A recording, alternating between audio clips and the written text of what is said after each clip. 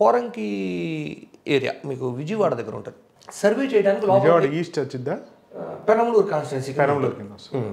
పోరంకిలోకి మమ్మల్ని enter అవనిట్లా, survey చేయడానికి enter అవనిట్లా, అదేదో రిస్ట్రిక్టెడ్ ఏరియా లాగా అయిపోయింది. సో ఒక అపార్ట్మెంట్ కాడికి వెళ్ళి సర్వే కోసం అంటే ఎలౌడ్ కాదు, అసలు ఏరియాలో ఎలౌడ్ కాదన్న. సరే మేము టీ స్టాల్ దగ్గర కూర్చున్నాం, కాసేపు బాతాకాని వేద్దాం. ఒక పెద్ద ఆయన దిగొచ్చారు, అడిగారు మమ్మల్ని. అంటే మేము సర్వే చేయడానికి వచ్చాం పెద్ద ఆయన, ఇట్లా ఎలౌ చేయలేదు, వెళ్ళిపోతున్నాము. అది ఏం సర్వే చేస్తారో నేను చెప్తాను, చేయండి అన్నాడు. ఈ ఏరియాలో ఎవరికి మెజారిటీ వస్తుంది, ఏరియా అసలు ఎలా ఉంటుంది అంటే, ఏరియా మొత్తం హార్డ్ కోర్ టీడీపీ, మీరు సర్వే ఎలాగూ చేయలేరు, మెజారిటీ కూడా టీడీపీదే, చాలా క్లియర్గా చెప్పి. సరే మీరు ఎవరు కోటేస్తారు అన్నాడు. నేనైతే మాత్రం వైఎస్ఆర్సీపీకి వేస్తా అన్నారు.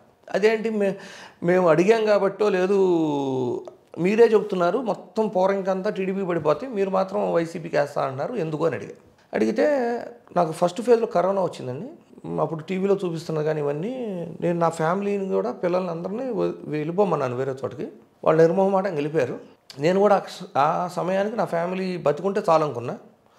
తర్వాత క్షణం ఆలోచించుకుంటే ఇప్పుడు నాకు మెడిసిన్ ఎవరు ఇస్తారు, నన్ను ఎవరు చూసుకుంటారు, ఇట్లా వదిలేసి వెళ్ళిపోయారంతా అనే ఒక ఫీలింగ్ వచ్చింది.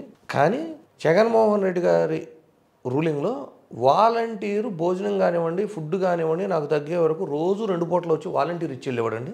సో ఈరోజు ఒక రకంగా చెప్పాలంటే పునర్జన్మ లాంటిది నాకు. ఆ రోజు నాకు కనపడిన జగన్మోహన్ రెడ్డి. సో కులపరంగా ఎంత వ్యతిరేకత ఉన్నా, ఈ ప్రాంతంలో ఎవరికి మద్దతు ఉన్నా, నేను నా కుటుంబం అయితే మాత్రం జగన్మోహన్ రెడ్డి గారికి ఓటేస్తా అని చెప్పారు.